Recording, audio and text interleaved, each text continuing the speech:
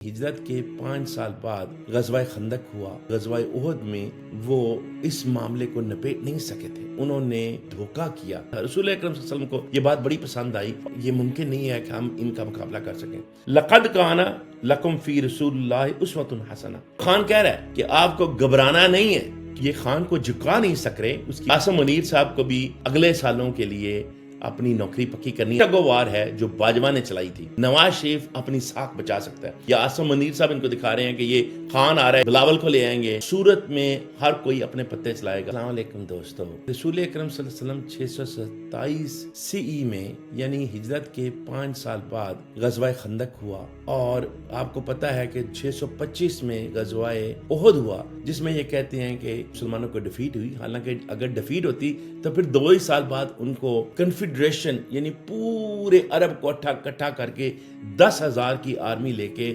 مکہ والوں کو کیوں آنا پڑتا؟ وہ اسی لیے آنا پڑا کہ غزوہ احد میں وہ اس معاملے کو نپیٹ نہیں سکے تھے، اور انہوں نے کہا کہ اب ہم جاتے ہیں، پورے عرب کو اکٹھا کر لیا۔ اور ایون جو مدینہ کے جیوز تھے، ان کی ٹریٹی تھی رسول اللہ صلی اللہ علیہ وسلم سے کہ مدینہ سے باہر سے جو بھی فورس آئے گی ہم مل کر اس کا مقابلہ کریں گے، لیکن انہوں نے دھوکہ کیا اور وہ عربوں کے ساتھ، مکہ والوں کے ساتھ مل گئے، کیونکہ ان کا یہ خیال تھا کہ اب اتنی بڑی طاقت آ رہی ہے مکہ سے، اور پورے عرب سے قریش مکہ نے 10,000 لوگوں کو اکٹھا کیا تھا۔ 10,000 لوگ اس زمانے میں بہت بڑی فوج کنسیڈر کی جائے گی۔ وہ لے آئے اور انہوں نے مدینے کا محاصرہ کر لیا، اور رسول اکرم صلی اللہ علیہ وسلم نے حضرت سلمان فارسی رضی اللہ تعالیٰ عنہ کی مشاورت سے، جو کہ فارس سے، ایران سے آئے ہوئے تھے اور وہ ان کے حربی معاملات کو سمجھتے تھے، انہوں نے مشورہ دیا کہ آپ مدینہ سے باہر نکلیں، ایک تو اس سے طاقت کا مظاہرہ ہوگا، اور دوسرا یہ ہے کہ ایک بہت بڑی ٹرنچ کھودیں، خندق کھودیں، جو کہ مدینہ کے ارد گرد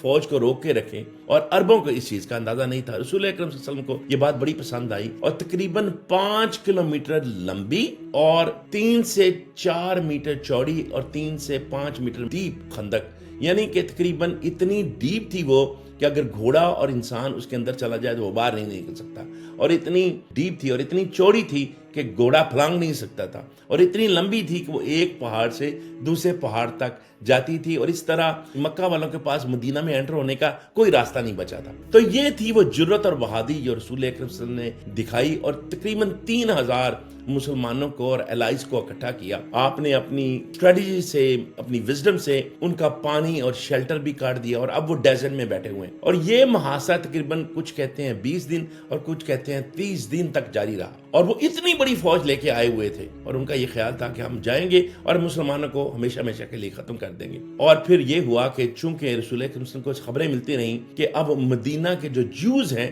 وہ بھی ان کے ساتھ مل گئے ہیں، اور خطرہ یہ تھا کہ وہ اوپر سے آ کے محاصرہ کر لیں گے، اور ایون کچھ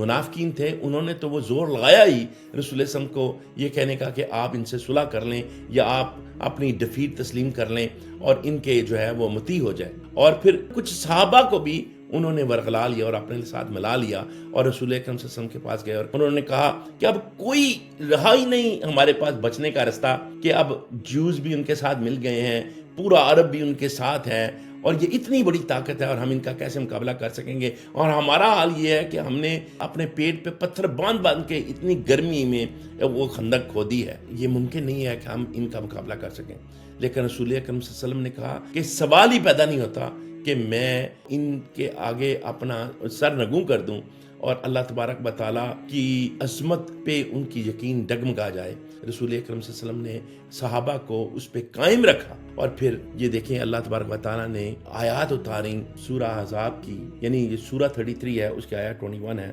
اللہ تبارک و تعالیٰ فرماتے ہیں بعد بسم اللہ الرحمن الرحیم، لقد کان لکم فی رسول اللہ اسوۃ حسنہ، نو ڈاؤٹ ہم نے تم میں اپنے پیارے رسول، پیارے حبیب صلی اللہ علیہ وسلم کی صورت میں بہترین وہ ماڈل بھیجا ہے، اور یہ ان کے لیے ماڈل ہے۔ یہ کن کے لیے ماڈل ہے؟ لمن کان یرجو اللہ والیوم الاخر وذکر اللہ کثیرا، یہ ان کے لیے ماڈل ہیں جو اللہ پہ یقین رکھتے ہیں، آخرت پہ یقین رکھتے ہیں، اور پھر اللہ کا ذکر کثرت سے کرتے ہیں۔ تو اگر آپ کا ایمان پختہ ہو آپ اللہ کا ذکر کرنے والے ہوں اور آپ کا جو ایمان ہے وہ ڈگمگائے نہیں اللہ اور آخرت کے دن پہ اٹھنے پہ، اور آپ کا ایمان ہو کہ اس بات پہ کہ ہر چیز کا حساب ہونا ہے اور میں نے اللہ کو جواب دینا ہے، تو پھر آپ اللہ کا ذکر بھی کرتے ہوں، اس سے نصیحت بھی لیتے ہوں، تو پھر آپ کو گھبرانے کی ضرورت نہیں ہے۔ اور یہی تو خان کہہ رہا ہے کہ آپ کو گھبرانا نہیں ہے، کیونکہ بات یہ ہے کہ اس کا ایمان کامل ہے، اس کو پتا ہے کہ اگر میں زندہ رہا تو میں ان کا مقابلہ کرتا رہوں گا، اور اگر میں اس جستجو میں میری موت بھی آ گئی تو پھر میں اللہ تعالیٰ کی ہاں سرخرو ہوں گا۔ تو یہی اللہ تبارک و تعالیٰ آیا نمبر 23 میں بیان فرما رہے ہیں بعد بسم اللہ الرحمن الرحیم، من المؤمنین رجال صدقوا ما عاهد اللہ علیہ فمنهم من قطع نحبہ ومنهم من ينتظر وما بدلوا تبدیلا۔ تو اللہ تبارک و تعالیٰ قرآن کریم میں آیا نمبر 23 میں فرما رہے ہیں مومنین میں سے ایسے لوگ بھی ہیں جو کہ سچے لوگ ہیں، وہ اپنے ایمان پہ پکے اور سچے ہیں، اور ان میں سے کچھ لوگ ایسے ہیں جس نے قسم کھائی ہوئی ہے کہ ہم شہید ہوں گے، اور کچھ ایسے ہیں جو کہتے ہیں کہ ہم لڑتے رہیں گے، انتظار کریں گے جب تک کہ ہمیں شہادت نہ آ جائے۔ تو یہ اللہ کو اتنا پسند آیا اور وہ تبدیل ہونے والے نہیں ہیں، یعنی ایسے لوگ ہیں جنہوں نے قسم کھائی ہوئی ہے اپنے ایمان کی اور ان کو شہادت پسند ہے۔ تو یہ ہوتا ہے ایمان کہ انسان سچ پہ قائم رہے۔ جب انسان کہے لا الہ الا اللہ، یعنی اللہ کے سوا کوئی معبود نہیں ہے، میں کسی کے سامنے نہیں جھکوں گا، تو پھر اس پہ قائم رہے، اور ایسا قائم رہے کہ وہ کہے یا تو میں کامیاب ہو جاؤں گا یا میں پھر شہید ہو جاؤں گا۔ تو اصل میں بات یہ ہے کہ جو یہ خان کو جھکا نہیں سک رہے، اس کی وجہ یہ ہے کہ خان کا ایمان اتنا کامل ہے اور وہ قرآن کا ذکر کرتا ہے، اور اللہ کا ذکر، یہ جو تسبیح اس کے ہاتھ میں دیکھتے ہیں آپ، یہ ریمائنڈر ہے، یہ ذکر ہے۔ تو یہی وہ 3 خصوصیات ہیں، ایک یہ ہے کہ وہ اللہ پہ اور آخرت پہ یقین ہو، اس کے رسول صلی اللہ علیہ وسلم پہ یقین ہو، اور دوسری یہ ہے کہ وہ کثرت سے ذکر کرے اور پھر جھکے نہیں، وہ یہی کہے کہ میرا اللہ میرے لیے کافی ہے۔ تو جب اس طرح کا ایمان ہوتا ہے تو پھر اللہ تعالیٰ ہواؤں کے جھکڑ چلاتا ہے، پھر ہوائیں بدلتی ہیں۔ تو آپ نے دیکھا اب ہوائیں بدل رہی ہیں یا نہیں بدل رہی۔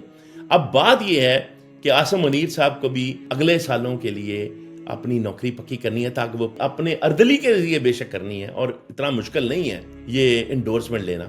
لیکن بات یہ ہے کہ وَمَكَرُوا مَكَرَ اللَّهِ وَاللَّهُ خَيْرُ الْمَاكِرِينَ، ایک تدبیر یہ بناتے ہیں اور ایک تدبیر بنانے والا میرا اللہ بھی ہے۔ تو اب اس میں کوئی بہت زیادہ خوش ہونے کی ضرورت نہیں ہے کہ جیسے سپریم کورٹ نے 8-9 کیسز میں بیل ایکسیپٹ کر لیا عمران خان، یہ اس کا حق ہے، لیکن بات یہ ہے یہ کیس ہی 6 کیس ہیں یہ فضول کیسز ہیں، لیکن ان فضول کیسوں میں بھی ان کو پھنسایا ہوا ہے۔ لیکن بات یہ کیا ہے کہ اب پھر ٹگ آف وار شروع ہو گئی ہے، یہ وہی ٹگ آف وار ہے جو باجوہ نے چلائی تھی بٹوین پی ٹی آئی اور نون لیگ۔ یہ جو ٹگ آف وار چلاتے رہتے ہیں نا، یہ بیسیکلی ہمیں سمجھنے کی ضرورت ہے۔ اس وقت میں کہوں گا خان صاحب کو، پی ٹی آئی کو بھی، آف کورس خان صاحب ہم سے بہتر سمجھتے ہیں، لیکن اس وقت کسی صورت بھی ان کو ایکسٹینشن نہیں دینی چاہیے، اور نہ ایسے مواقع پیدا کرنے چاہیے کہ یہ ایکسٹینشن لے سکیں۔ تو اب مجھے لگتا یہ ہے کہ ایک وہ چیز ہے جس پہ نواز شریف اپنی ساکھ بچا سکتا ہے۔ آپ کو پتا ہے کہ یہ نواز شریف کو لے کے آئے تھے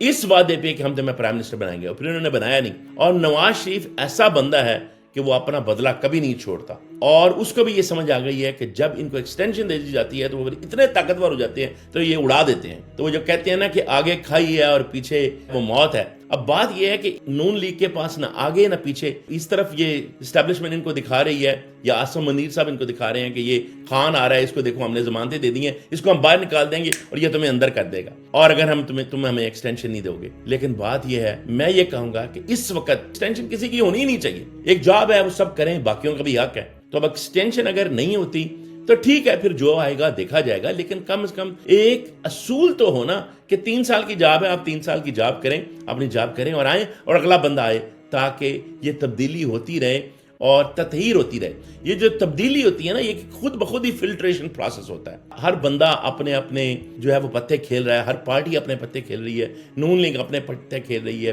پی پی اپنے پتے کھیل رہی ہے۔ پی پی کو اس چیز پہ لگایا ہوا ہے کہ ہم بلاول کو لے آئیں گے، نون کو اس طرح لگایا ہوا ہے کہ ٹھیک ہے ہم آپ کو اس طرح رکھیں گے تاکہ خان نہ آ جائے، اور خان کو ضمانتیں دے دی ہیں تاکہ ان کو بھی تھوڑا سہارا مل جائے۔ اصل بات یہ ہے کہ یہ ہر صورت میں ہر کوئی اپنے پتے چلائے گا، عاصم منیر بھی۔ لیکن ایک بات بڑی ضروری ہے کہ عاصم منیر کو اس وقت ایکسٹینشن نہیں ملنی چاہیے، اور نواز شریف کی ساکھ فائنلی تھوڑی بہت اس پہ بچ جائے، اور اگر وہ بچتی ہے تو اچھی بات ہے۔ ایک ڈیموکریٹک پروسیس ہے، تو جس طرح اللہ تبارک و تعالیٰ نے غزوہ خندق میں ہواؤں کا رخ بدلا اور جو